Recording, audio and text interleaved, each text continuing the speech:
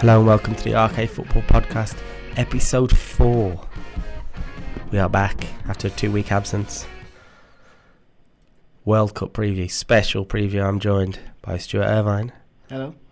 Matt Thowney. Good afternoon. And on the phone, we have our regular guest, Matt Ty. Greetings. It's a bit huge special preview.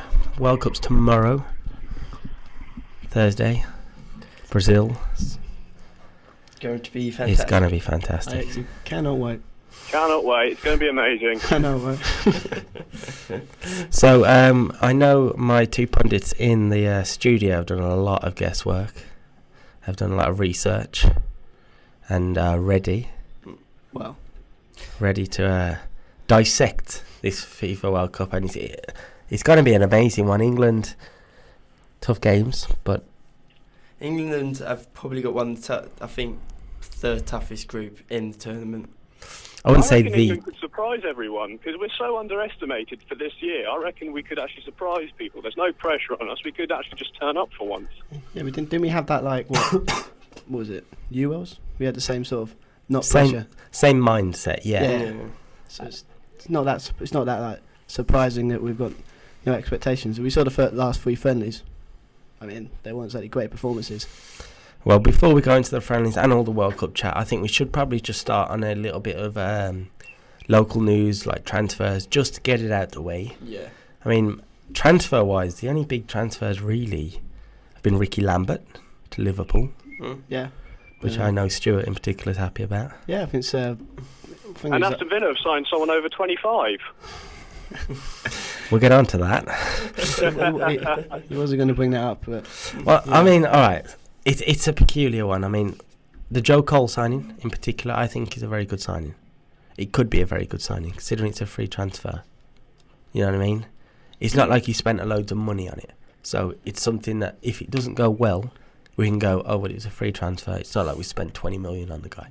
Well, as you said on the way, was it before we came here? It's like you haven't got the money anyway. We haven't got the money now because obviously Lerner wants to sell the club. The thing is with Cole, it's a move that will either revitalise the club and the player, or send both club and player further into the depths. Yeah. You know what I mean?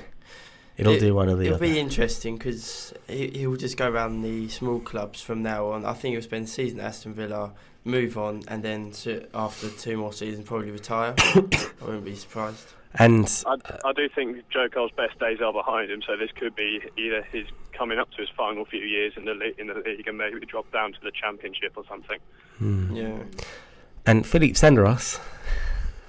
I mean, I said to the two guys as we were walking up to the studio to record this episode about Senderos that if you don't know who signed, then I say to you, Villa have signed a central defender that's played in 3 World Cups, played for Valencia, played for Arsenal, played for AC Milan, played in the Champions League. You'd be like, oh, that sounds like a great signing. And then you go, they've signed Philippe Senderos. It's kind of like a double-ended sword. You've got all that experience, and it's Senderos.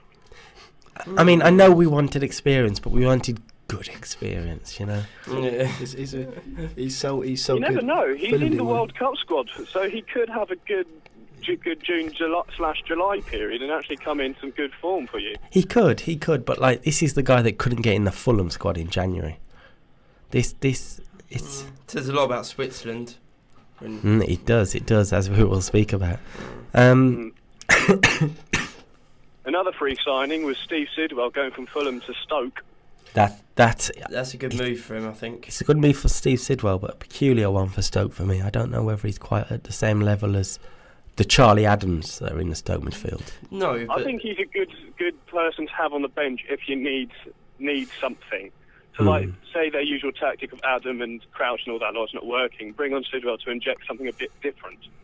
I mean, I got a personal story about Steve Sidwell because a few years ago when I was about 11, I was a ball boy for a Villa open training session. Steve Sidwell was at Villa at the time. And the ball came out to me and he wanted it other side of the Villa Park pitch. And I'm like 11, so I was like, oh, okay, here we go. So I tried a big boot. Didn't go anywhere near Steve Sidwell, like the other side of the pitch. He gave me the dirtiest look and just turned his back on me, and I was just like, at 11, I was nearly in tears.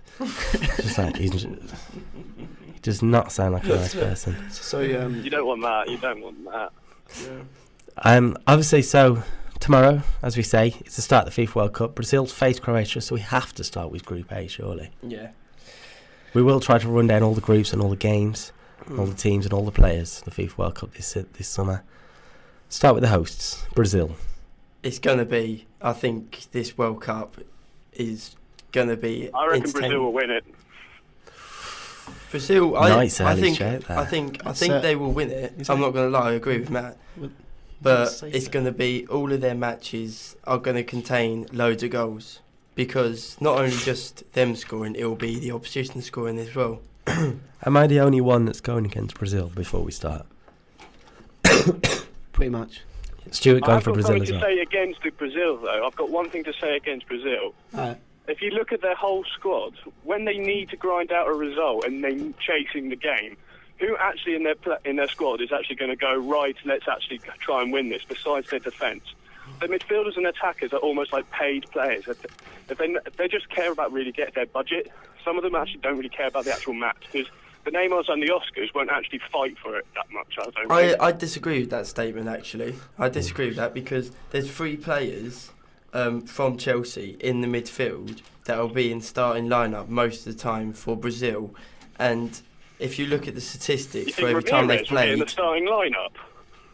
I wouldn't say no to it. Yeah, he probably won't. He probably won't. I don't know whether he'll wouldn't say play no over the likes of Paulinho and Luis Gustavo. Maybe not, but if them 3 play, if you look at the record they've had leading up to this World Cup, it's not bad. No. They've won every one they've played. I mean, Brazil are a top side, but I know all 3 of you seem to be going for Brazil, but for me, it's an Argentinian year, I think. And we will. South America have the best chance because they're used to the climate, but I just think Brazil on their home pitch will just find something that's that bit extra special. So, with the players going in, I know you guys have got a lot of statistics to share with us. Let's start with obviously the main man, Neymar. Is this his tournament? Yeah. If Is he fit? Huh? Is he fit? Because he went down with an ankle injury. No, he got during up and he training was yesterday. fine. He was fine afterwards. He It's expected he will be fit for the opening game. But I just generally Hope so. think that I Neymar, want to see him. I want to see him, man. he's the right. Everyone's putting this pressure on him, and if he's the player that everyone thinks he is, then I can't see why he can't lead them to World Cup glory. Yeah, but for his country, he's just. I mean, obviously, I think he's got 9. Oh, no, I can't be right. Yeah, but he scored. His record for Barcelona's been. If it was like if he wasn't in the same league as Messi and Ronaldo, it would be considered a good season. But he's had was it average season? So the thing that gets me with Neymar is, if all the hype that he had going to Barcelona, and from last summer at the Confederations Cup, everyone was hoping him was one of the best players in the world. But he hasn't shown the form of that. I mean, the form he's had, he's been brilliant. As you say, the 15 goals, was it someone mentioned? Yeah, something, yeah. For Barcelona this season. I mean, that's a brilliant goals tally for someone that's in his first season. But compared to what people are saying he should be, all the hype that he's had, he should be getting 20, 25 goals a season. Yeah, I just feel like with the Olympics, there's just too much pressure on him. Because with the Olympics, when we saw the Brazil squad, everyone's like, "Oh, this was going to be the arrival of Neymar. Everyone's going to see how great he is." But Brazil didn't actually like set the world on fire, and I feel Neymar might be feeling that pressure again. Because back then he was still at Santos, but now he's got that big price tag from Barcelona, and everyone's be like, "Oh, the Barcelona," but he's done it for Barcelona. He's going to do it for Brazil. I just think it might actually not work for him. It's 2 years later, though.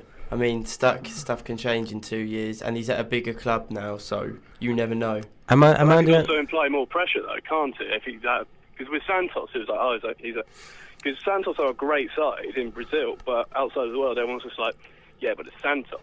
But now he's at Barcelona, there's going to be the pressure because he's from Barcelona, so there's going to be the Spanish media all on him. Then there's the rest of the world media, then there's also all of Brazil just looking at him going, "Go on, you've got to win it." Does anyone else think that it's the reliance on Neymar is due to the lack of star names in the Brazil squad compared to past squads where you've got the Ronaldinho, the Ronaldo, the Kaká? This year they've got Neymar and possibly Hulk as the only ones you can throw in as real flair world beaters. Yeah. Gee, Hulk at a That's why it's push. such a surprise when they left Robinho at home. It's like, not that surprised. I mean, he hasn't been the same. well, if you think about it, he's done, but it's something different because he's proven he's a good striker with AC Milan. He did it with Real Madrid when he was there for a bit, and surely, like, you can't just rely on Neymar and possibly Hulk. You've got to have that something different. Fred and Bernard aren't that quite there yet. Yeah, and I'm not taking anything away from Fred and Joe, but like, if those are your two best strikers, saying a lot, doesn't it? you know what I mean? Even England have got better strikers than that. Mm. You'd think with Sturridge, Rooney. No, I think we do. So it's a problem for Brazil.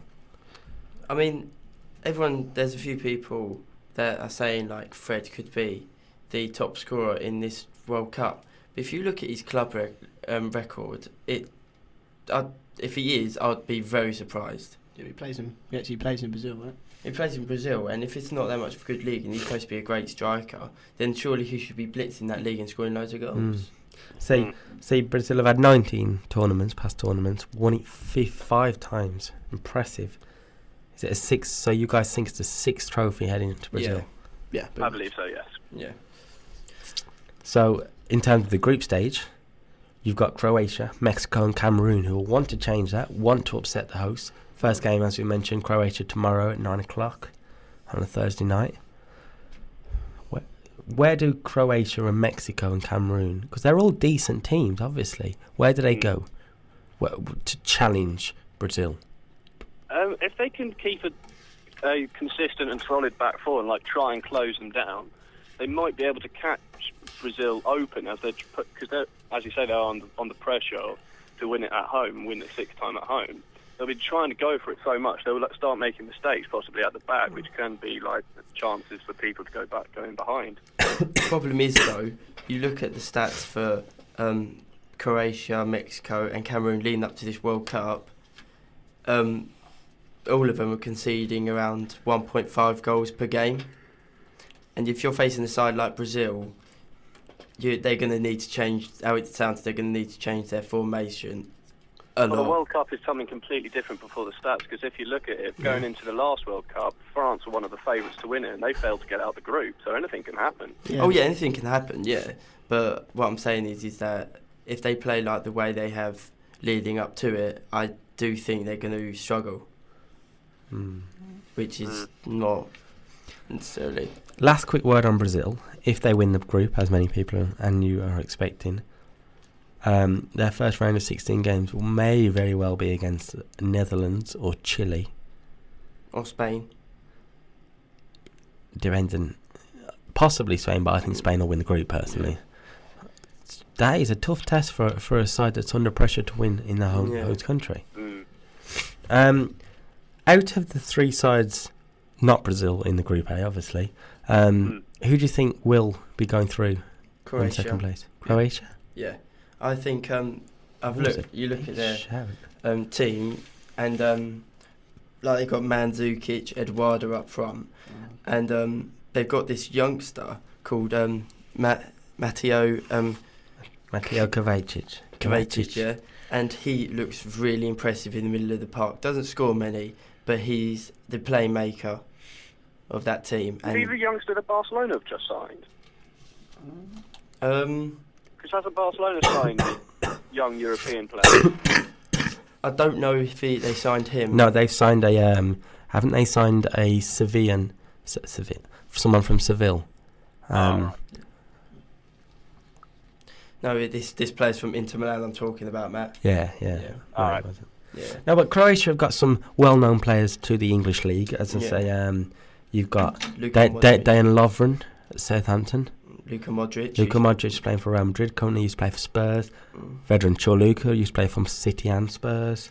Jelavic, yeah. Nico Kranjčar. Yeah. They're taking him. Who? Wow. They're actually taking him. Nico Kranjčar. Oh, God. I actually feel that Cameroon will surprise everyone and get second. Because Cameroon have got the past experiences of actually just surprising people in the World Cup, and I reckon this year they could do it again. See, the problem is with Cameroon, although they did qualify, they didn't qualify in. They didn't qualify impressively. They sort of just snuck through, sort of just. Not impressing anyone in the African qualifying. For me, I got to go with Mexico. They've always had an impressive record at the World Cup. Yeah, and it's in South America, which is going to be a huge deal. I genuinely think that whoever wins the game out of Mexico and Cameroon on Friday will challenge for second. Because them two teams... Wait a minute. We'll challenge for second along with Croatia. There we go. Well, that's everyone. No, whoever wins that one. So, like, if Mexico win, then they'll challenge Croatia for it. Right, okay. We got there in the end. Yeah. God, that was like pulling teeth. But I mean, the Mexico squad in particular, they got the Hernandez figures. I know Stuart's got some work on the Mexico squad. He's done, and he's gone in depth. I believe they've got a young striker who's unknown, but Stuart, you're tipping him to have a good World Cup, yeah? Yeah, I mean, I'll try to pronounce him, but... Is it the one I've got as well? Probably. Yeah, Matt.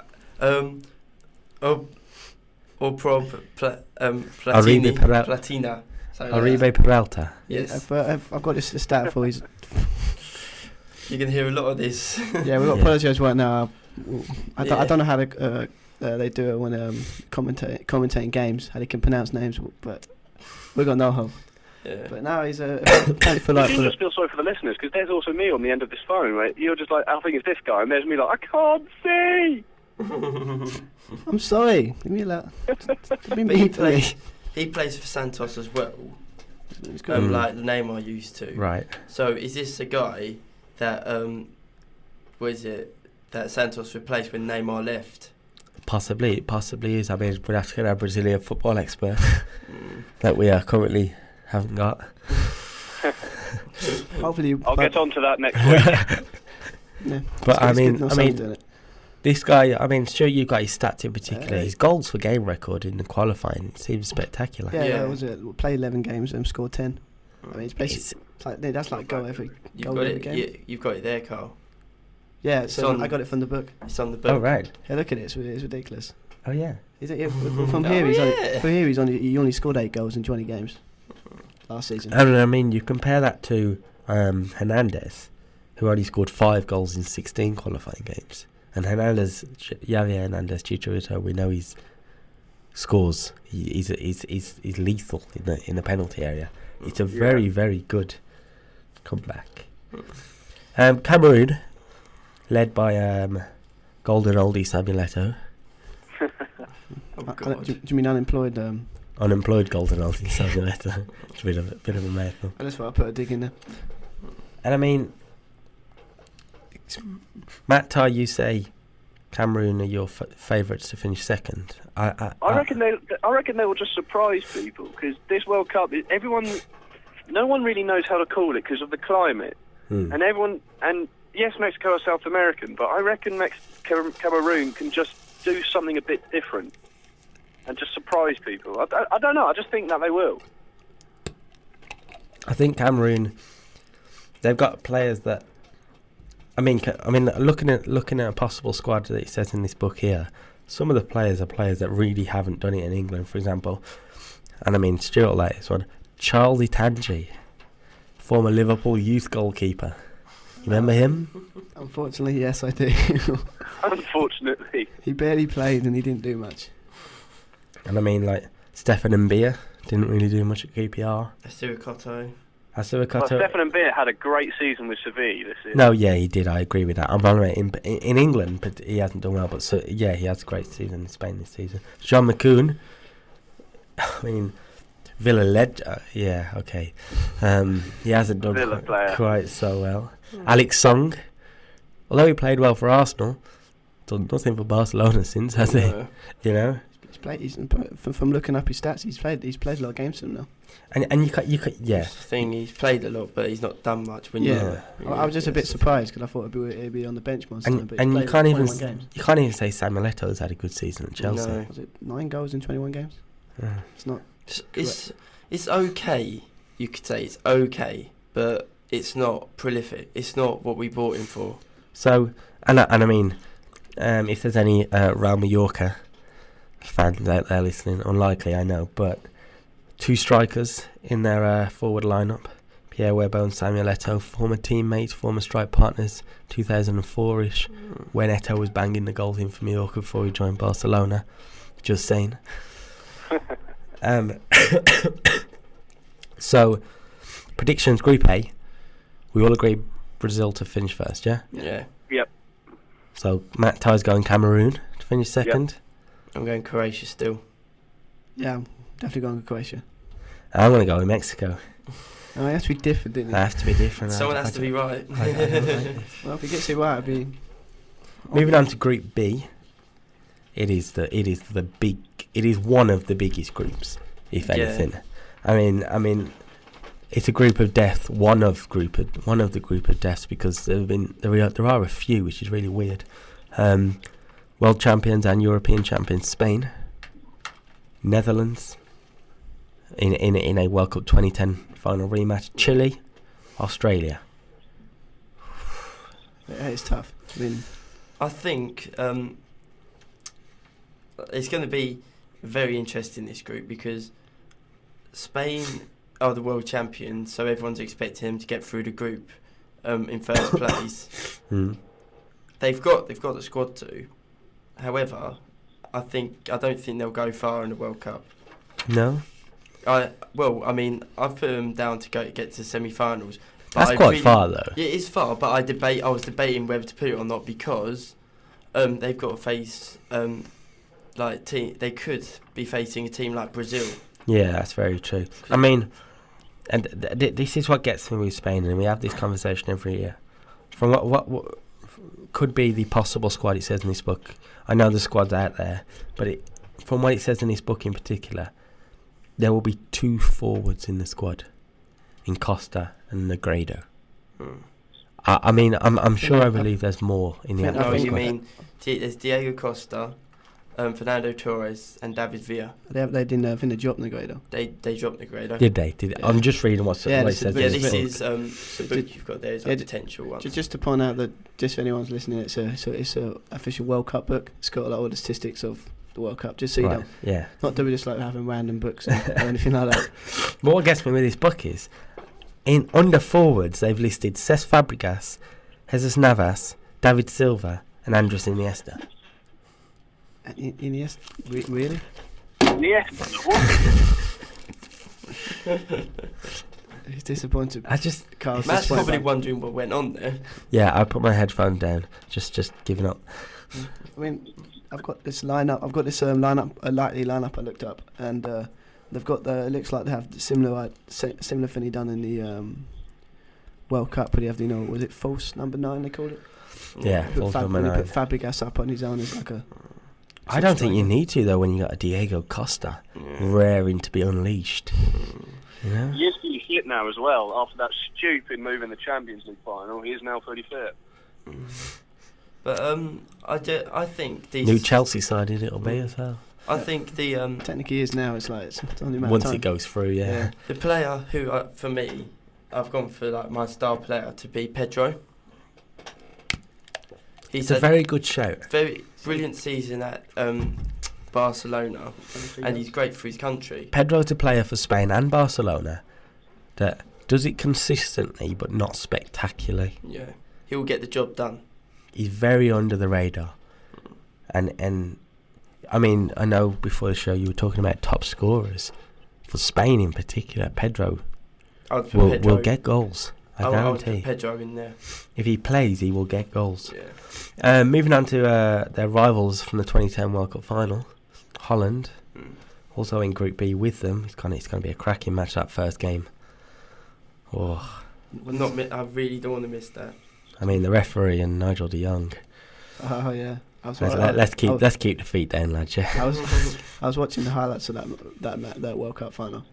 But I forgot how ridiculously dirty that was, in the sense that all the tackles and everything.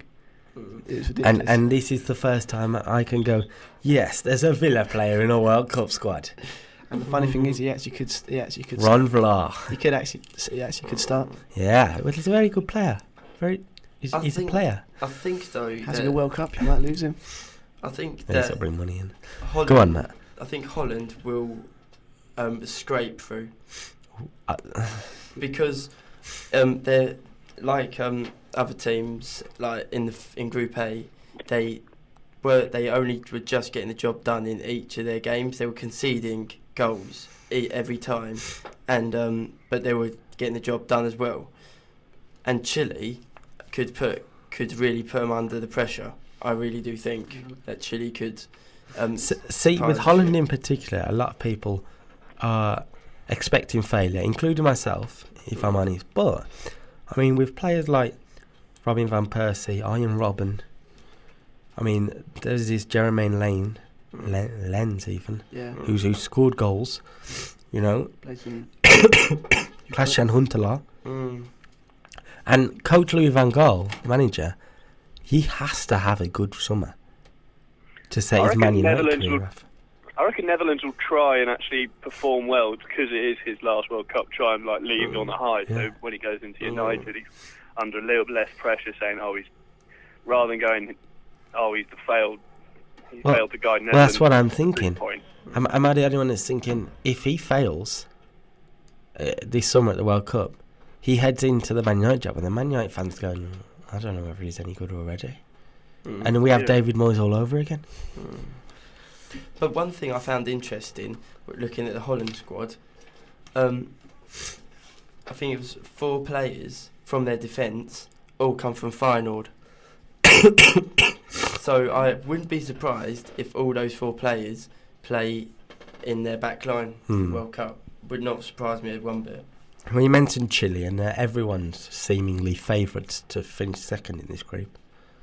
And you're not surprised why. I mean, they beat England 2-0 at Wembley last November. Yeah, that was painful to watch because they really were. England didn't play well, but Chile did play well. Alexis Sanchez had a good game. I know Vidal you got in there as well. I know this podcast is tipping Sanchez to have a really good World Cup. All 3 of us, well, all 4 of us. Yeah. I'm expecting. Pretty much. Yeah. But also they have the players like, as you mentioned, Arturo Vidal.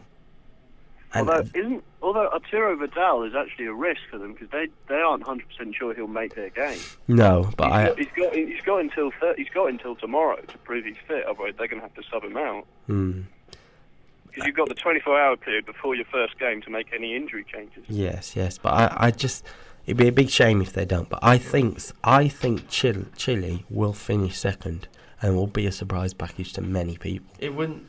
If especially Holland. I think Holland will play Chile and expect to beat them 2 or 3 and not realise. If they did get just through, like England did. How good they really are. Yeah. If they did get through, I think they would only get last 16 though. Oh yeah, no, I agree with that. I don't think there would be that side. But they could go far. Yeah, but that'd be a great tournament for them. Because if everything goes out, like you say, as we all say, Spain to win the group, and Chile finish second. If Brazil win their group, they're facing Brazil. So I mean, I just think they would get last 16. That's it. But Chile-Brazil sounds a great little knockout game to me. Then again, so does Holland-Brazil. Yeah. Or Spain-Brazil. They do play them a lot though, because obviously, in the when Brazil actually qualify for tournaments, they actually back in the old days during the war. Sorry. But what about Australia? I mean, Australia are the final team in Group B. The underdogs, the forgotten ones. I think massive. Underdogs. Underdogs. Not the same side you had, maybe like 2006. Nowhere near that side. I mean, I'm looking at their side here. Expected 11. I don't know what you guys have got, but I'm looking at and I only really remember one player. You know what I mean, and that's Mark Bresciano. I mean, personally, I may have to be lack of an Australian knowledge here, but it's only Cahill, really. I recognise. Yeah, I mean, go on. Oh, yeah. Mile Gignac, the Crystal Palace midfielder. Oh yeah, Mal Jedinak, yeah. I never knew played for them until I looked them up. But Matt Ty, because you can't actually see, I'm going to read some names out to you. Okay. Ryan McGowan, Yeah. Luke Wiltshire, Brett Holman. Yep. I know that one. Yeah. I know Brett Holman. Blackburn Rovers, weren't it? No, that's Brett Emerton. Oh yeah. Brett Holman used to play for Villa last season. Oh. Matt Mackay, Mark Milligan, Tom Rogic, Josh Kennedy, Matthew Leckie. Ring any bells apart from Holman? No. Few of them do, but very vague memories. This is the problem. And I mean, looking at the date of birth in particular, their front line, apart from Josh Kennedy, the other two strikers that are expected to be in the squad, it says here, were born in 1991. They're only 4 years older than us. Oh. Older than me. Oh, sorry, Stuart. Sorry. Thanks for that. Nice digger, They're mate. 4 years older than us, but a week older than Stu. Well, thanks for a nice dig there. Enough my age and everything. So, Don't worry. I'm going to get it later because Luke Shaw's 2 weeks younger than me. Oh, don't say that. He's months younger than me. Now you've said it. So, Group B, predictions-wise, we'll start with Matt Downey. Am I saying them all in order, which I think I would? Well, the first two, he think we'll go through Spain and Netherlands. in that order. Yeah.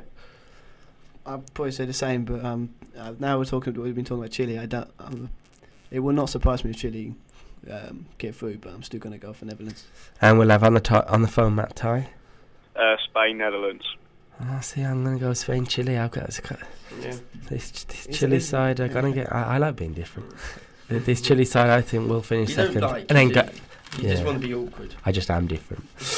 And then I think Chile will bow out to Brazil in the last 16. Group C, it's not a boxing heavyweight sort of group, you know. But it's Colombia, Greece, Ivory Coast and Japan, but it's a great opportunity for those four sides to get themselves some last 16. They sunk about Greece. It's just when you watch them, they've never been spectacular. Hey, say that to the 2000 yeah, okay.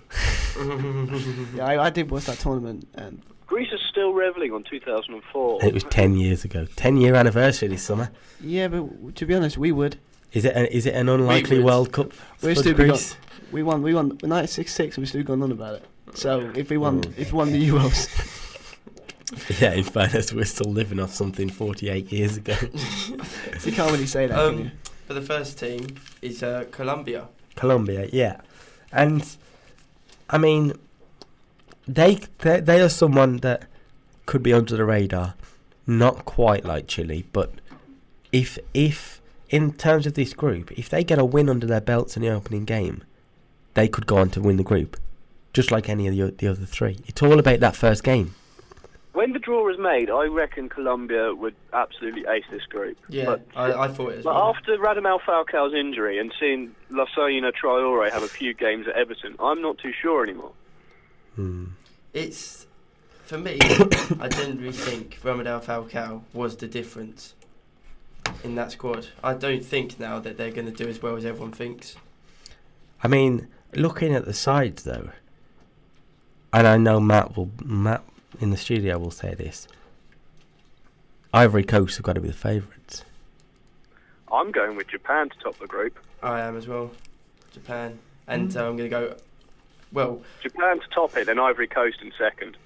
I mean, like, with Colombia, I think they'll finish third now, without Falcao. I mean, they've got James Rodriguez from Monaco, who does look promising, but not as that's one player, and all the others I just cannot see making an impact in this World Cup.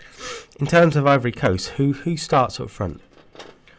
I reckon they do what they've normally been doing, have Drogba up front and then a mixture of Gervinho and Kalou on either side. But with people like, as you say, Kalou, Gervinho, Wilfred Boney.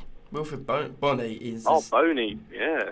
You know what I mean? And they've got that... And just to correct Matt Turner, Lassina Traore is in the Ivory Coast squad. Oh, is Not he? there, Colombia. I mean, you got Traore as well.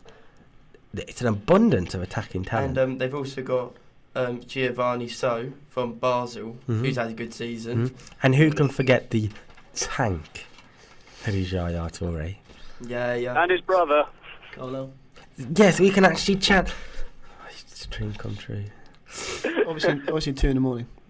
That's when the games. That's when the games on. It's one of those. It's a bit like when Chelsea won the Champions League. We had all of that experience going through it, getting there, and we finally done it with the players that had been there for years.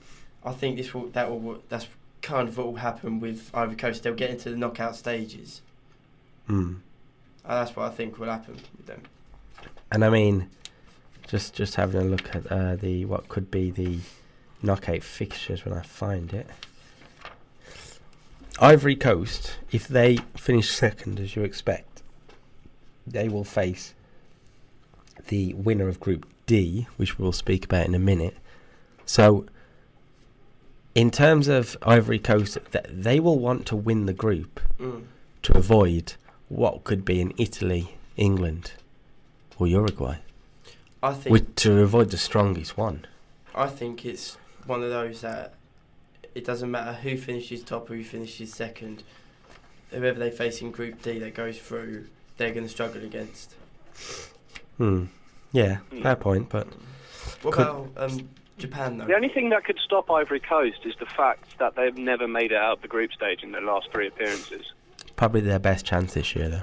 It is their best chance, but that could be like the Brazil effect. There's pressure on, this is our best chance to get out of the groups, we should do it, and then it'd be like, actually, we didn't. And, I mean, the pressure will also go on to Japan, who have played in Brazil before. You know what I mean? They did this in last summer, they were... Before the Confederations Cup, I wasn't really rating Japan in this World Cup, but after the Confederations Cup and the draw, I reckon they have a good shout to go, certainly into the round of 16. They never have a poor tournament in the Confederations Cup. I mean, compared to Brazil and Spain, they didn't really have a great tournament. I mean, they were playing Brazil, Spain and Italy. Yeah, but against Uruguay and so forth, teams on their level, they performed quite admirably. And I mean, they have got players... They've always performed quite well in World Cups. I mean, obviously they play well, it's just they can't seem to get win. Yeah, but they play good football sometimes. And I mean, the players that the English fans will look out for, Maya Yoshida is at Southampton, centre back. Kazuki Honda, although not an English player, everyone seems to know of. Yeah, because he's been on the gossip where I've gone to England for ages. For like years.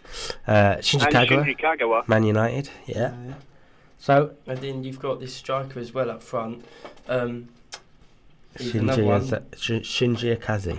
Yeah, absolutely brilliant player for Maze, because if you look at the stats of what he'd done for his club, I wouldn't be surprised if he's another one that does well for Japan in this World Cup. And I mean, Who Japan. Does he play for? He plays for the German side, Mainz, who finished 7th. They have had a good season in the Bundesliga this season. His goals are probably a big reason to that. And I mean, Japan finished at the end of the last calendar year. Good performances against Holland and Belgium. They're in good stead. They are in good stead. Could be winners. We'll go predictions. We'll go Matt Thorney. One team we forgot about talking is Greece. The same. We did speak about Greece. No, we didn't. We spoke about Colombia and then went straight to Ivory Coast. But the problem is with Greece, they as we said, they rely on 2004. True, but I believe you have a stat you want to share. Their starting striker never played for Fulham. He was always injured. Yeah, but the surprising thing was, and they're known for parking the bus, but who better to park a bus for your country when your back line all comes from Olympiacos? Tell Man United. Olympiacos did wrap up the Great Super League in record time. True. And yeah, but so I mean, I know they're not a good side, but if you don't need to be told what you need to do, and you'll work together, that's brilliant. Yeah, but unfortunately, it's everyone, when it comes to Greece, everyone's going, "Oh, they're rubbish," and then they're rubbish in 2004, but they somehow won the tournament. See, the problem is with Greece. Every game I've ever watched that Greece have been involved in has just bored the life out of me. It's because their whole system's always been, part was it defend, and attack on the counter. It's if we score, we celebrate. If not, Oh well. True. Yeah, So, predictions, as we say. Matt Downey. Japan to finish top, and Ivory Coast finish second. I'm still going Colombia to finish top and Ivory Coast to finish second. What the hell was that? Is that you, Matt? I'm going Japan, and then, as they like to be known, Côte d'Ivoire second. I agree with what both the Matts have said with Fair enough, you know. Japan and Ivory Coast. So we have to move on to Group D, and it's the big one in terms of people in this country. England's group. We are going to win. Oh, no, we're not. No. We're going to win against Costa Rica, maybe. We're going to win the World Cup. Do you know how weird that sounds when we say that? Yeah, it's It just doesn't sound right. it just smells of lies, doesn't it? Okay, before we move on to the English phenomenon, let's start with Uruguay. I think they'll finish top of this group. Ooh. Top of the group. You think they'll beat Italy? Yeah, and I generally do think Edison Cavani will be the top scorer throughout this World Cup.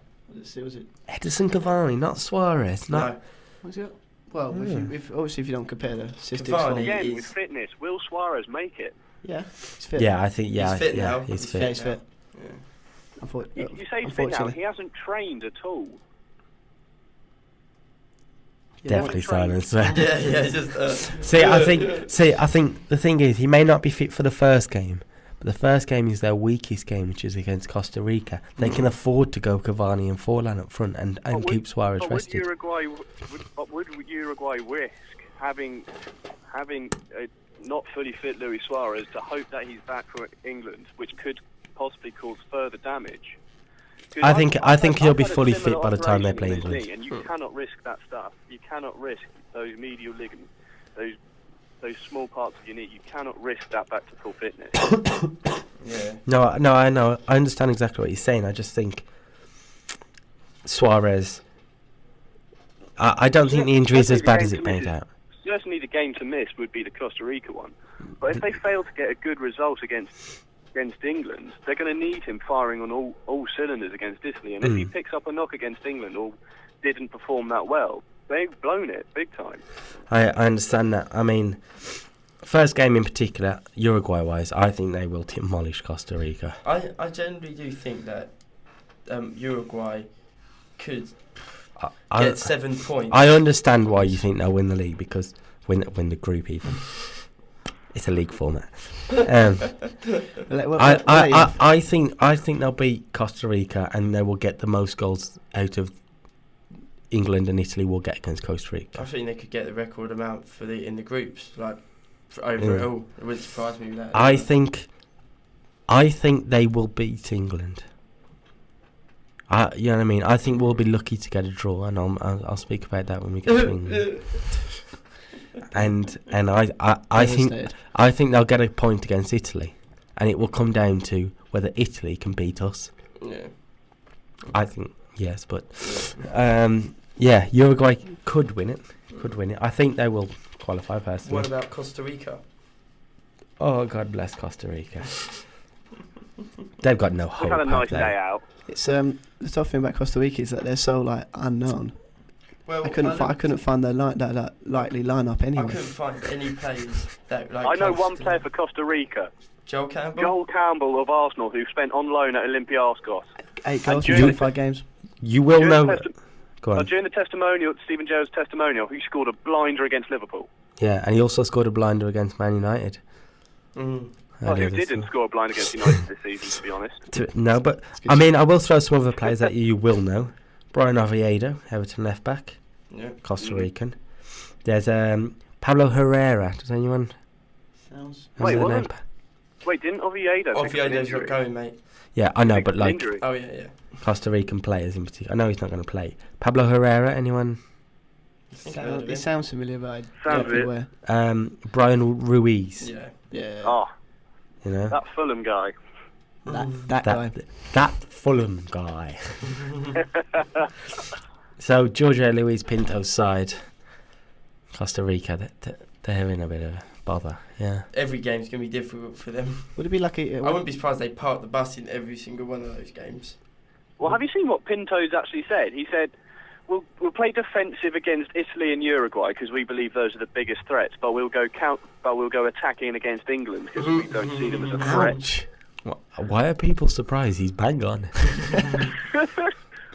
We don't want to believe him. We want to have optimism. I wasn't expecting to be that honest in an interview. Well, I know he's honest. Costa Rica, this is the main reason why I think they could probably have one of the worst goal differences. They have conceded over 2 goals per game leading up to this and barely scored any goals. Yeah. Yeah, it's not promising. You guys must have had a huge Wikipedia session to get these. Hey. No, we actually WhoScored.com. It's actually a great site. You really get on it. Right. And that's the advertisements over. Should we talk about Italy first or go on the long period of talking about England? Should we go Italy? Because obviously England might be a bit long. Let's keep putting off this English torture. For the Italians. Go for the Italians. Our first game on Saturday. Yeah. And I mean, Andre Pirlo is being singled out as the main man. Yeah. But is he? Mm-hmm. Is he the main man? Is he the man that everyone's got to focus on when there's a Mario Balotelli up front? But you got to think who'll be feeding him the balls. Yeah. Yeah, I know, but like, You disgust me. the point I'm trying to make is if everyone's focused on Pirlo, everyone's forgot about Balotelli, and all of a sudden he's going to pop up with a hat-trick against England on Saturday. Did that in the Euros, didn't he? Did it in the Euros, everyone forgot about him, and all of a sudden he banged in goals. He's a threat. Yeah, but when we did play Italy in the Euros, we took them to 120 minutes without conceding. We did. Yeah. We did. We parked the bus. But then I was at the famous England curse. Penalties. We lost the England test in penalties as usual, but you know that's at penalties. It doesn't count. I think with penalties we beat ourselves. Only. I think though the star player for them, and these are the players I think would stand out. Thiago Motta. Thiago Motta's a very good midfielder. And their back line, all from Juventus. I just don't know whether they're getting agey. I don't know because Italy's always had that problem. Italy look the same as our England squad in some way. Except more talented. Not much experience at a World Cup level. Actually proves it. You know, it doesn't have potential and it just doesn't show it. They actually show up sometimes. Sorry for that downer. It had to be said though. So, I mean, I don't think we can put it off any longer. England. I think we have to... the winners of the 1966 World Cup. Right. Let's start with the warm-up games. Peru, first game on the Friday, 3-0 win. I know Stuart didn't see the game, but I know me and Matt did watch it. Well, barely. I did as well. And Matt Ty did. Matt Ty, what did you think of the game before we... I think it was an interesting game because, yes, it was Peru, but I would have thought it would make more sense to play it in Peru, being the South American country. Sort of like get a game out there to be acclimatised to the South American climate rather than travelling to Portugal to pre-train, coming back to England where it rained, and going to Miami. Where it rained. And I mean, and lightning storms and everything. Yeah. I mean, the game against Peru, although it was a 3-0 win, and Daniel Sturridge scored an amazing goal. You know, it wasn't a convincing 3-0 win. No, it wasn't. This is the point. Apart from Sturridge's great goal and the 2 corners that we scored from, we were shocking. We were really bad. But how many times did Peru unlock our defence? Matt's just looking at me, stone-faced, just like... I said I watched the highlights. That's the issue with Jagielka and Cahill. They're both defenders, but they need someone who's got a bit more experience and a bit more commanding. Yes, Jagielka's captain of Everton, but with England, there's always been someone like Terry or Ferdinand who's been there to command them. Without it, they're both 2 sort of following players. None of them is a real leader. Which One is of them what needs to step up. Which is what everyone was thinking, and we were worried and thought, well, what can Chris Smalling and that do as they step in? And then we went to the next game against Ecuador, and Chris Smalling and Phil Jones came in, and God, that was painful. And then we went to play Honduras. I think that's it. We went to play Honduras. We'd forget Ecuador because that was a mistake. No, we That was have to appalling. talk Oh, about we have to talk Ecuador. about that game, unfortunately. I mean, we can't. I don't know if Chris Morning was actually playing for England or playing for Ecuador. If you remember that match, that's the one when he put, was it James Milner on the... James Milner at right. right back, Phil Jones and Chris Smalling at centre What back. was the reason for the first goal? Because he Yeah, but I The think first- both goals were really good by Ecuador. Yeah. the first goal, it was a fantastic crossing. Mm. Yes, he was given too much space by Milner, and Yeah. yes, Luke Shaw at the back post, pretty schoolboy defending. Still, Yeah, that's what I'm I've trying to looked put it out. up all over the place. The guy that crossed that ball in, he had an amazing match. And I've looked up everywhere to find out who he is. I can't find Number him 10. anywhere. He was number 10. Yeah, it was number 10. But where is he? I can't find him. Well, he was number this, and I said You this. failed at Wikipedia. How can you fail at Wikipedia? It doesn't come up with his name as number 10. We went There is, we went above Wikipedia. Why we went did to you a different go onto the website. match reports? Look Yeah, at the match lineup, report. Go on, and it says PS4. number 10. So Honduras. No, but this guy, I mean, he was whipping balls in left, right, and centre, whatever his name is. He Number was playing. 10. He was playing left back, and he had the number 10 shirt. Daddy, what? That's what's weird. Very strange. South American football. Ugh. And anyway, yes, going to the Honduras game. The Hold on. Before we move on to Honduras, sticking with the Ecuador, because I was spitting feathers when I saw it. What do you guys make of the Sterling red card? yeah, Yeah, with I think that he would never have got the red card if Antonio Valencia didn't lash out. no, I disagree with that. Do you? I think if it was in the Premier League, it's a yellow card. I mean, the tackle was clumsy and it was dangerous. We have to It was admit dangerous tackle, but certainly a yellow card offence. yeah. But see, this is the thing. FIFA have prepped the referees before the World Cup, and they've said challenges like Sterling's, what Sterling's did, is a straight red card. Any challenge like that in the World Cup will be straight red, no matter what.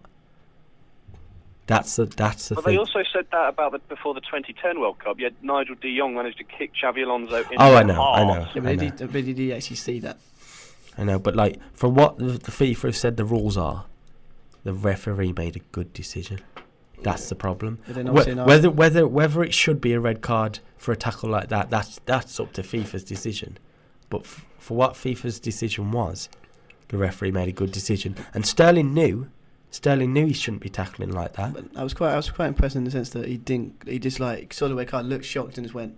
He realised. I think. Yeah, but he didn't go like. He didn't kick off, did he? No, he just walked off and accepted it. Yeah. And And I mean that's Valencia's reaction. Oh my god. bit of an overreaction. He But- was an absolute idiot. And supporting the referee again here, the referee sent Valencia off because of his reaction, Yeah, but it should be. and it was a good decision. Yeah. So the referee, in fairness, technically did nothing wrong. Called it right. We're just used to blaming the refs on Yeah, everything. we are. So when it comes to the referee doing right, we're like, And I mean, I agree with you guys. A challenge like that probably shouldn't be a red card. Yeah. But if that's what FIFA have said the rules are, Sterling should know not to tackle like that. Moving on to the Honduras game. When it eventually played. When it eventually... Oh, God. I felt so sorry for Adrian Charles. I never thought you'd hear us say that on live on air, but it has been said. We actually feel sorry for that guy. I mean, he had 40 minutes to fill. And he was just like... Right, so... No, I think that area that was summed up. It's like, right, we've got the stadium manager here. I'm not the stadium manager, by the way. At that point, Adrian Charles was just like, just be the stadium manager. You're our stadium manager. Deal with it. It's quite funny. He's only got a promotion. All the pundits on the other side just like standing away from him. Like, we don't know him. We don't know him. Well, it made me laugh when Ian Wright was starting to talk about, why didn't we play in a stadium that's got a roof? And Adrian Charles was like, well, hold on. Save that, because that could be a debate we'll have if we've got to go on any longer, because we need things to talk about. Did anyone else find it funny? Lee Dixon was holding an imaginary microphone. He was just standing there like, yep. Right, Ian Lee Dixon was sharing, and then Adrian Charles and Glenn Hoddle were sharing. Yeah, weird. The performance itself. God, it was. Ross Barkley and Lallana had a good game. They're glimpses. But that's it. They're glimpses. How bad of a performance did Daniel Sturridge have? How did he not put that chance away before? What was it? Well, there was two. There was the one before we went off. Yeah. when he's 1-on-1 with the keeper and fires wide, it was a chance that we saw Sturridge score time after time in a Liverpool shirt this season. Yeah. And there was the header, which although Sturridge isn't lethal in the air, he should be doing a lot better. Well, should at least be getting on target. Yeah. If Sturridge plays like that during the World Cup, then we definitely won't get out of the group. Yeah. I'm just hoping that was just getting out them all their mistakes out of his system in the friendlies, and when it comes to the World Cup, he starts to perform. But we can all hope. Yes, we played bad, but Honduras actually had played pretty well. They set out to frustrate England, and they did well, which could frustrate them by trying to actually injure every single player on that pitch. Yeah, Sorry, that's not how football is played. Some of the tackles they put in were I'm questioning the FA putting 3 South American sides in our friendly when we've got to face 2 in our group. One we know we could beat us, and the other one is our final game, which will be the most important game. I just found it weird the way we were playing in both in was it America, where like it would have probably been more beneficial if we actually played them in their actual countries. Yeah. Have you seen like the transport though? England have got to flew from Miami to Rio de Janeiro, then they're flying to Manaus. When it's quicker to just fly from Miami to Manaus.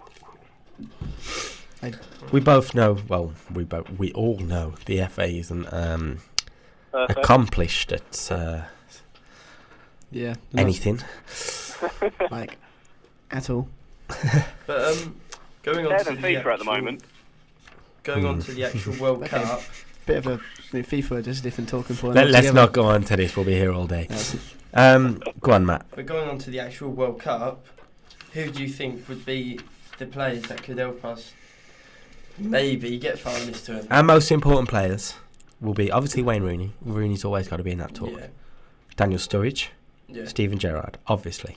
Those three, obviously. I would put Jordan Henderson there as well. Maybe, but I don't know how much he will want to play Wilshere. I'll say Dan Hart. I would put Henderson next to him rather than Wilshere, because Jordan Henderson and Steven Gerrard play for the same club and know each other inside out and nearly won the title. Yeah, so it makes more sense to have two people. Why would you put someone that hardly has ever played this season next to him? Yeah, but I mean, I think you're meaning people coming off the bench to make an impact, and you've got to say Barkley is the number one for that. I think when he came on, he had a glimpse of like quality, obviously because he's new to this. He did make some mistakes, but imagine in a couple of years when he's more mature. The problem I have with Barkley this summer, I have a feeling we're going to get into the position, maybe in the Uruguay game, we're 2-1 down, right? Last 10 minutes, Barkley gets in a position where he can play in Sturridge and decides to shoot instead because he's got that player about him. He has a selfishness about him. He's young and he's young. And that's what worries me with Barkley. Ricky Lambert, he's a Liverpool signing.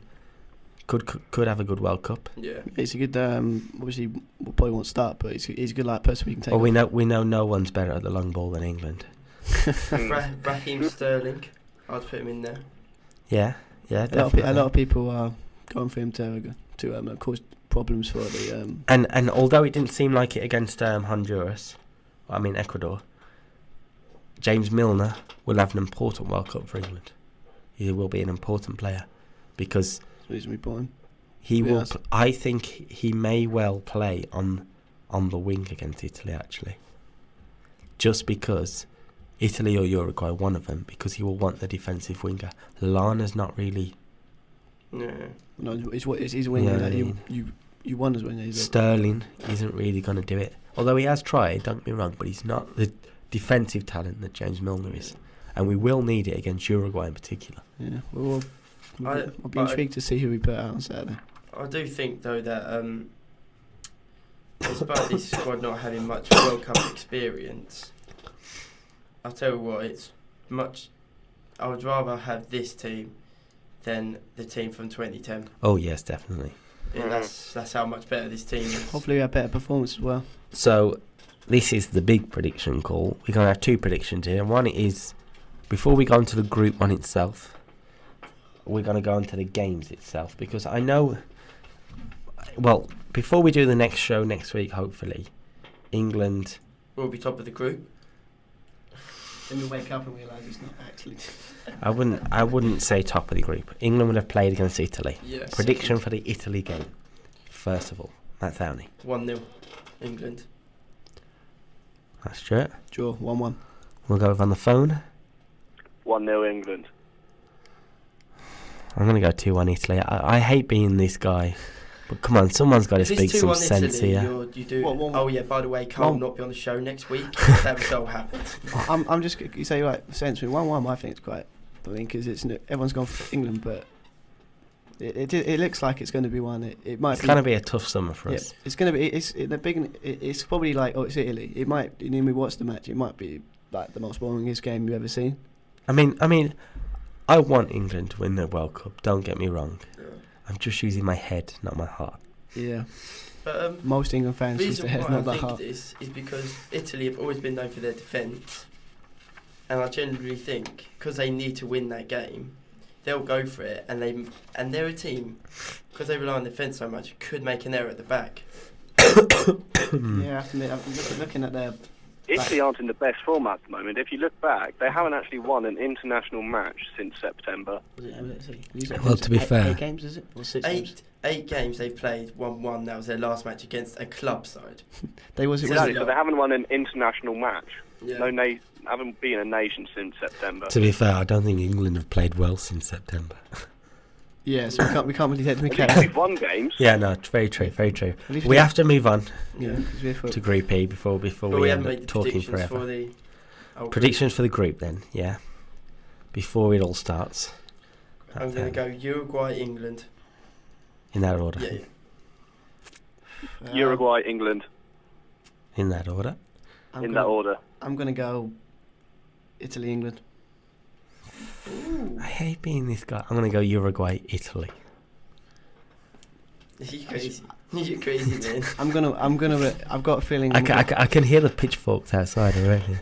I've got a Ladies feeling. and gentlemen, this will be Kyle's last appearance on the Arcade Football Podcast. So if anyone's available next week to replace him. Okay, so moving on to Group E.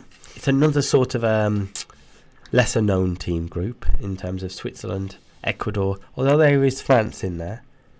There is also Honduras. teams and France. And France. It depends if they go crazy and start doing mutinies and stuff. And hopefully they actually Just running away. They could be the first country to have 2 revolutions in 4 years. I mean, it's a great opportunity for the French to really top the group and get themselves a strong setting going into the knockout stage. Would that be? Was it disappointed off Frank Ribery? To be honest. Yeah, losing Ribery to blow, no doubt. But you've also got the Paul Pogbas, Karim Benzema's. You know what I mean? Matthew Valbuena. One of the interesting one for me mentioned was Samir Nasri not even getting in the squad. Well, the Nasri deal is due to a falling out with the French FA. It's still going back to the whole 2010 fiasco. Nasri was the one that called the mutiny. So he instead. No, that wasn't. Anelka was the one who caused the mutiny. Nasri's recent ban was due to him falling out with a French paparazzi and basically blowing off the French FA for the mutiny. So they said, fine, don't select him. But yeah, Nasri missing out is a huge blow. But saying that, having backup strikers at the quality of Olivier Giroud is always good. Mm. You know what I mean? And he scored an absolute belter against Norway in the pre-season, in the pre-World Cup games. Yeah. The French could be a dark horse for me. Yeah, I think they'll top the group. Definitely. I think they'll top the group. I don't really have a doubt about it. That's what I think. It depends what France turns up. It depends what France turns up. It does depend what side France turns up. So, I mean, second place is up for grabs. Switzerland and Ecuador both will think they can. I would put Switzerland. They may not have Ecuador. They may not have stars, Switzerland, but it's a team. It's a team that is full of quality when they're together. Okay, they have the mighty Philippe Senderos, you know. They've also got this player called. Just because he's time for Villa doesn't mean he's now mighty. They've also got a player from Zurich who is Mario Gavranovic. Yeah. And he's had a really good season when I looked You guys him up. better not be commentators for the games because your pronunciation of some of these players are horrendous. You try and look at these names and pronounce them to us. So I can't look through a phone. Oh, sorry. Okay, I'm not like have like 2-3 days to stand for a mirror and try and pronounce every foreign player. Okay. You just know it's bad when the Brummie has to correct your pronunciation. Leave me alone. Well, thank you. you. Barely understand him anyway, so Hey, we're getting off topic. Ottmar Hitzfeld, the Switzerland boss, has history of winning tournaments and winning trophies, albeit club sides. Is it a huge advantage to Switzerland over Ecuador to have a manager of that prestige? No.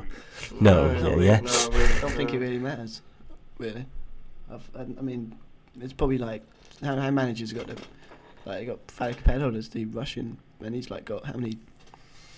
Yeah, but the Fabio Capello experiment at England. Yeah, enough said.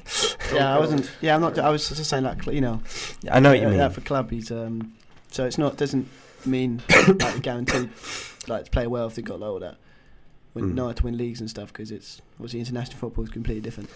Ecuador we saw against England, although England was shocking as we mentioned, Ecuador played really well that night, and they showed their quality, which is why Matt Ty believes they'll finish second. Am I right? That's what I believe they'll finish second. They worked well as a unit. They had good players that linked well together. They got some great finishes. But Valencia leading the line and the other Valencia, I think they'll do well. What about Honduras? Yeah, they'll finish. I reckon they'll set up the same way they did against England and just damage limitation. Yeah. I mean, I don't know.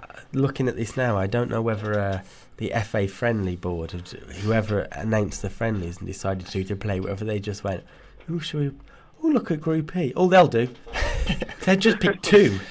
Well, they just went like, like closed the eyes and went, what country should we pick? That one. This one. I mean, Manuel Figueroa, for the English fans out there. There is also Emilio Ezagiri, who's a Celtic player. So I obviously immediately hate him. Roger Espinoza, Wigan.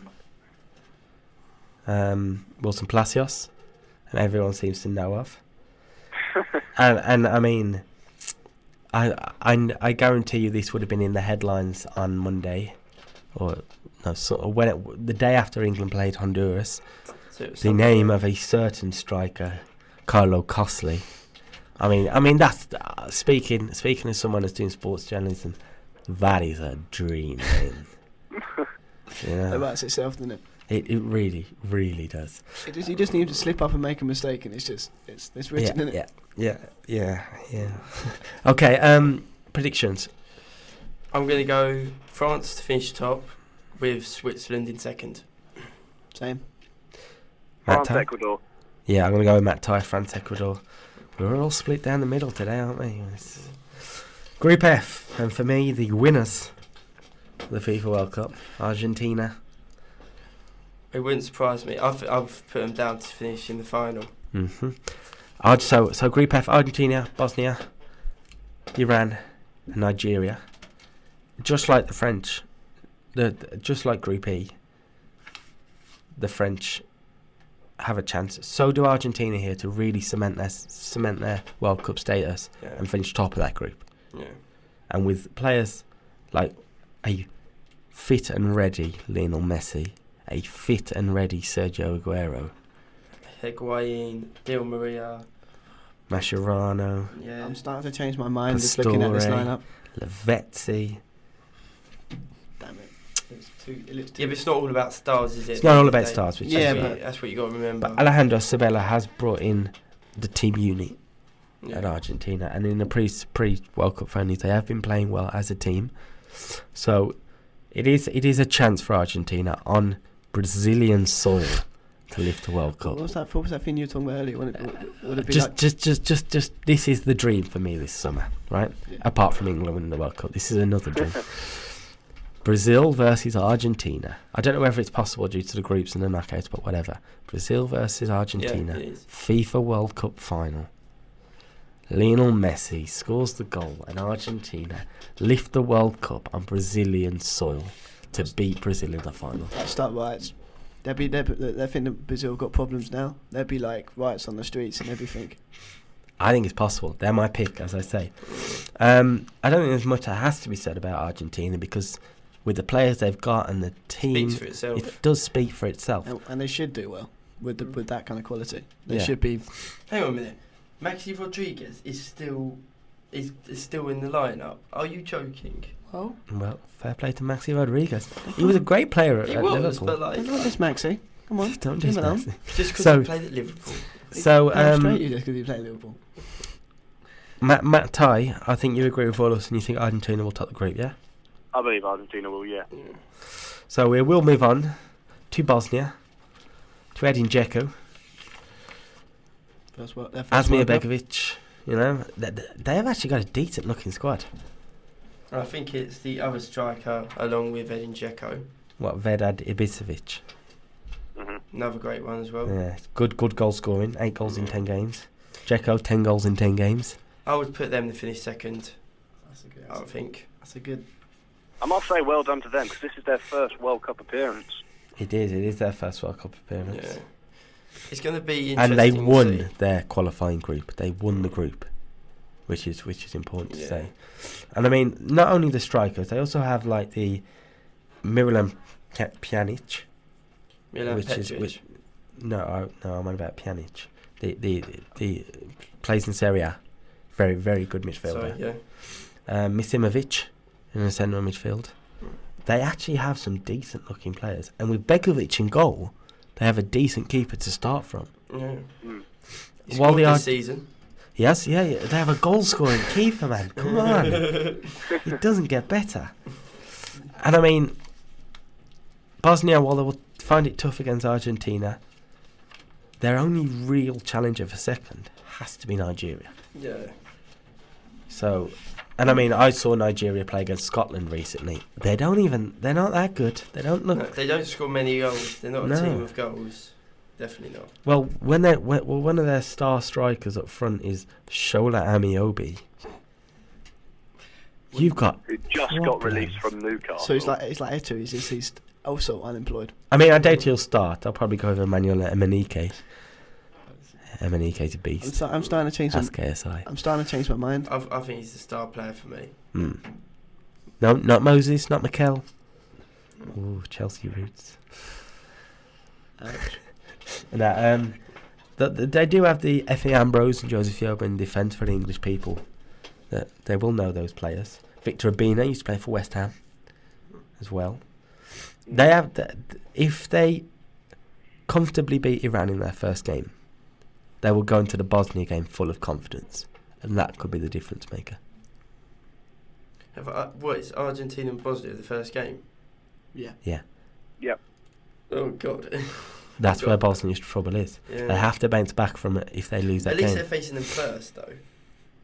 I'd Yeah, rather face yeah, the best team maybe. first than in the middle. I don't know whether I'd rather... See, this is the thing. You could... Depend on how it turns out. Because if you win your first 2 games and you're guaranteed qualification, you'd rather face them last and you won't care. Mm. But then, if you've got them last, you'll be like... And you draw your first game, like, oh, we need to win the last game. You know what I mean? It's all swings and roundabouts. You've got to play them eventually. The Iran side, Iran are going to win the... Yeah. No. Although they do have a decent manager. Carlos Queiroz. But I don't You know? think... I think it's not going to be a happy return for them at all. He's someone that's coached Real Madrid and Portugal. Yes. Assistant managers of Fergie United. They might And they do have Ashkan Dejagger, who scored that world goal against Crystal Palace earlier this season for Fulham. The only thing about Iran, I would believe, is they're going to, I think, finish bottom of the group, but I think they play better than people expect. They actually might be in most of the games. And that Iran are the commentators' nightmare, the striker guys. What worse than was it? Greece? Reza. Greece is quite bad. No, it's not as bad as this. Reza Guchanejahad. It's exactly how it sounds. We shouldn't laugh. Mohammed they're Reza serious Kalabadri. Yeah, Yeah, that guy. Okay. that guy. So Okay, well, so predictions. Argentina top with Bosnia second. I mean, Argentina top. I was going to go for Nigeria, but now talking about it, I might go for Bosnia second as well. Matt Ty? I'm going Argentina, then Nigeria. Yeah, I'm going to agree with the people in the studio here. Argentina to start their winning ways with the group. Bosnia in second sounds a good shout. We've got to move on to Group G, another group of death, probably the biggest group of death. Germany, Portugal, Ghana, and the old USA. I'm just dying. Germany are my losing finalists. Germany are your losing finalists. Yeah. It's not a bad shout because I assume that's one of the people to get to the final. I've said for them to get third overall. What again? Yeah. Actually, wait a minute. That's a good thing. We always like the Germans doing bad. Yeah, that's why I've gone for them second, because it's just so funny Germany going to England. We got to the final. It's like, yeah, but you lost. See now, this is what Joachim Low was quoted as saying before the tournament. The expectations within the team and back home is that nothing less but the trophy will do. They're going for this year. If a European side is going to win it, it's Germany. Spain. I don't think it'll be Spain. Yeah. They always do. Germany have always been that side that sort of. You can depend on Germany. As horrible as painful as it is, you can depend on them. Germans are known for their precision, their organisation, and getting the job done. And they got the job done in qualifying. Yep. Will they get the job done in this group? Yeah. Yeah, I believe so. Yeah. I think the main one to watch out for is Mario Götze, for me. And all the players from Bayern It's a big Munich. blow that Marco Reus is out of the squad. That is a big blow for them. Because he would have had a big tournament. Does it give the opportunity for the likes of Toni Kroos and Andre Schürrle to step up now? Yeah. I certainly think this, because it's one of those tournaments, because back in 2010, no one knew who Özil was. He came in as an injury replacement, and look at him now. Yeah, I remember his goal against Ghana. Yeah, very good goal against Ghana, and he'll get the chance to do it again. And he signed for Madrid after that, didn't he? If I'm not Yes. mistaken. Yeah, straight after that, he joined Real Madrid. From Dortmund. So Germany, we believe, are the winners, just like Argentina, the group. Yeah. Stuart, you agree? Yep. Yeah, pretty much. So we'll move on to Portugal with the World Player of the Year, Cristiano Ronaldo. Mm-hmm. Everyone seems to be ruling these guys out, and when you've got Ronaldo in your squad, you should never rule them out. Yeah, They but have got backup, I think everyone's just focusing on Ronaldo. I think the other players in the Portugal squad either need to buck up their ideas or actually make themselves known. Because True, that is very true. But they have got backup. Well, You they did beat Republic of Ireland comfortably last night. comfortably. They destroyed them last night by 5. You know, if we're going on comfortable victories, France beat Jamaica 8-0, yet we hardly mentioned that. Yeah, but England beat Jamaica 6-0 before the 2006 World Cup. Yeah. Yeah. Yeah, and France got to the final and we lost to Portugal on penalties again. Yeah. Why did you have to bring that up? Because we were on the subject of Portugal, and Yeah, Portugal. Comments. this is the opportunity now for Ronaldo, in particular, to finish what has been a perfect season. He needs to have. It's him. kind of like Messi in some way. They Everyone's both bigging need a Messi big up. tournament. That's the thing. Yeah. I think I read something on the BBC gossip page. Something about I can't remember who said it, but he said there was Cristiano Ronaldo. It'd be harder for Cristiano Ronaldo to make an impact than Messi because Messi's got good players around him. Which is very true. Messi has better players around him. Yeah, With Aguero, Lavezzi, Pastore. It's going to be tougher for Ronaldo, and they only just got to the World Cup. Are we not forgetting, the playoff against Sweden? Oh, yeah. I mean that seems to be a common theme with them. They seem to be. I don't think it was Euros as well. They just qualified for that as well. They finished second below Bosnia. Bosnia finished top of that group. If we're talking about teams that only just got through, France were the one in 2010, weren't they? Yeah, they were. I agree. Yeah, that's very true. And it all changes when you get to the tournament. They needed the right hand, didn't they? Yeah, well, they needed a hand in getting there. It's not their fault. Still can't hate January though. I mean, come on. But I think they'll finish second. I think they'll finish second, not comfortably. So you're ruling out Ghana? And USA, yeah. And USA. Ghana have got a decent squad, though, you know. They've got a decent squad, but... Sonny Montari, Michael Essien, I don't think... Is it similar to basically the same side that played at 2010, yeah, more than likely. So, and at 2010, they went far. Yeah. They went far, did yeah. well. But We then don't what want you've got to remember is that, like you said earlier, when Chelsea won the Champions League, we had to change the squad because we weren't going to win it again next year. No, that's we had to very change true. the team. So if this team's the same, they're not going to do. Yeah, but as was the it same, are John? Was it for Ghana? Was it Albert John is actually That's a Moa Jan. yeah. Was it wherever he's gone? 6 goals in 6. Yeah, he's still on he's still in good form. So if he can, he's quite well. Not just that. I mean, Majid Waris, 3 goals in 4 games. Says here. I don't know how out of date it is, but Shouldn't be that out of date. you know what I mean. That they have the players to surprise people, and if Portugal don't perform, Ghana will be straight back in there. Yeah. Not ruling out the United States of America. They're growing. Football in the US is growing. The Yeah. team is growing. Well, soccer, if you want to go. They've always American. had good Soccer. keepers. They have an amazing keeper this year. You know? They have a top quality keeper. Brad Guzan. Brad Guzan is a top quality keeper for me. Doesn't start, does he? I mean, just because they haven't got top quality strikers, I know they've got Josie Altidore. He's actually, So, I think the shocking thing, what was it? Clint Dempsey. Clint Dempsey. Yeah, they dropped. Didn't they drop Landon Donovan? That's the one. Yeah, they dropped him. Yeah, they dropped Donovan. Apparently, they've done this interview with people in America, like asking about.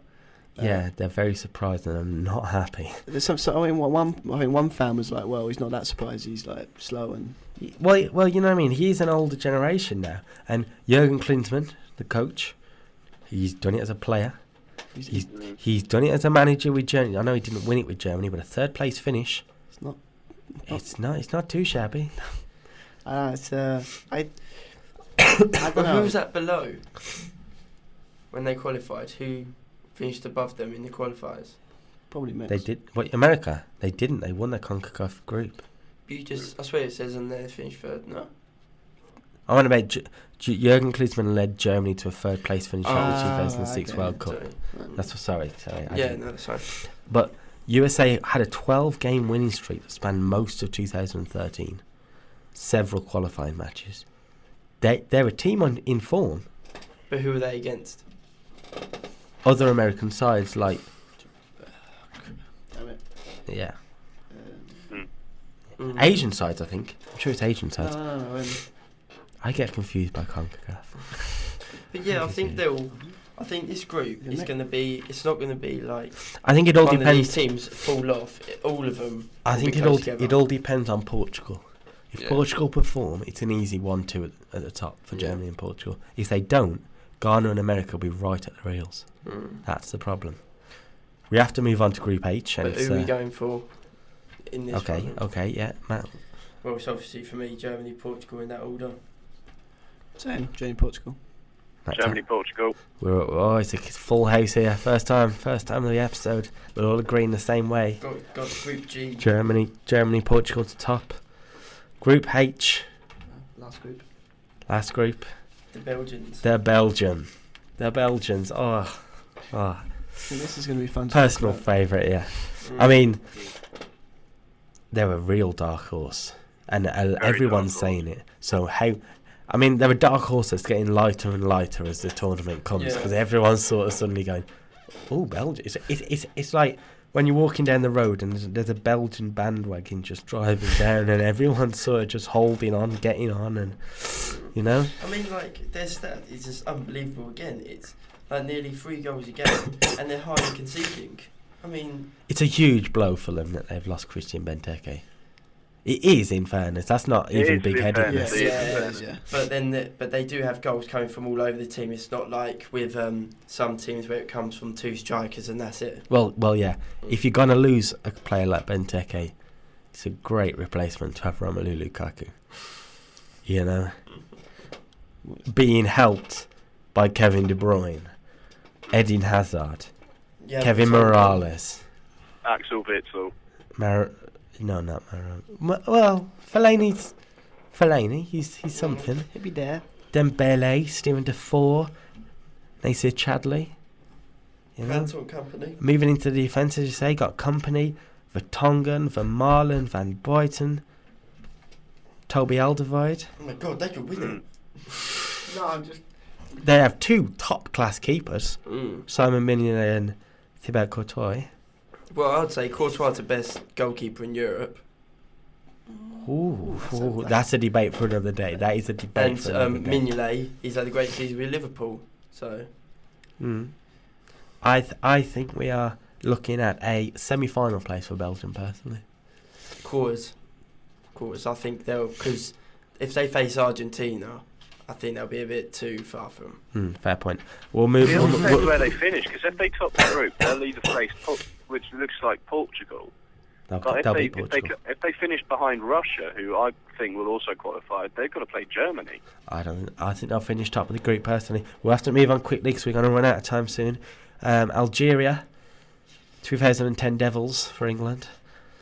You know, it's a nightmare Yeah. to think of. I was trying to forget that game. Moving on quick, we don't think they'll really. No, No, I don't think so. No. They'll be bottom of that group, I think. Yeah. So you think Korea Republic will do better? No, I think Korea will beat Algeria. Yeah. I think They should be Algeria. Russia will be the second place, but we'll get last 16. Russia under Fabio Capello, as you say. The sides are not really different from the 2010 side. There's not too much of a difference. But every single player from that squad is from the Russian leagues. It is. And I mean, just like in 2010, Alan Zhagarov is a very, very good player. One to watch out. You've also got, obviously, your Kirchkovs, you know, your Denisovs. I think one thing midfield. is halting Russia, though, is that they have Correct. just lost their captain.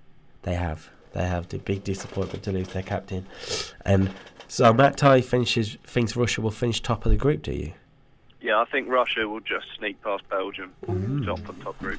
So predictions, Matt Ty says Russia, Belgium. Matt Thurney? Yep. Belgium, Russia. Yeah. Yeah. Same. Belgium, Russia. Yeah. Belgium, Russia for me as well. I mean, we were rushing through that last group just because of time constraints, obviously. But it's going to be a fantastic tournament. Yeah. Forget about the locations and everything like that. The temperature. At the end of the day, we're watching the World Cup to see quality, and that is what's going to be at this World Cup, I think. Yeah. New generation coming through. And it all starts tomorrow. The opening ceremony, let's not forget. When is that, Kearsley? Well, I believe ceremony 7 o'clock on ITV. 7 o'clock on ITV. I Yeah. heard. Quickly followed by the opening game, Brazil versus Croatia. Join Adrian Charles and the gang for that, Constitute. Oh God. I mean that. I don't know. Adrian, like he doesn't do commentary because then that'd just be this hell on earth. I think I might have to go to my pub and watch it because we have everything on mute.